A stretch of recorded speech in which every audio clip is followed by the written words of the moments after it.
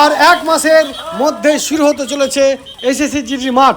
যারা নাম্বার পেয়েছো, মাঠের জন্য ডাক পেয়েছো এবং যারা ভাবছো যে আমি মাঠ পাস করলে চাকরি হয়ে যাবে আমার, তবে আর দেরি নয়। মাঠে যদি সমস্যা থাকে এখনও সময় রয়েছে, 1 মাসের মতো কি 1.5 মাসের মতো। এই 1-1.5 মাসের মধ্যেই আমরা দায়িত্ব সহকারে আপনার রান 5 কিলোমিটার 24 মিনিটের আগে তুলে দেখাবো। এটা আমাদের চ্যালেঞ্জ।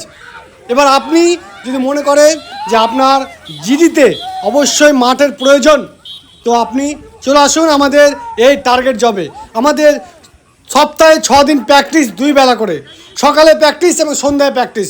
2 বেলা করে প্র্যাকটিস না করলে এই সময় আপনি এসএসসি জিডিতে কোয়ালিফাই করতে পারবেন না।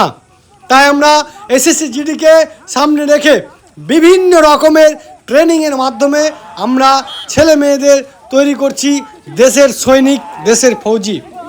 তো আজকে এসএসসি জিডির জন্য আমরা বলবো যে এসএসসি জিডির ফাইনাল মেরিট লিস্ট বেরিয়ে গেছে, ফাইনাল কাট আপ দিয়ে দিয়েছে।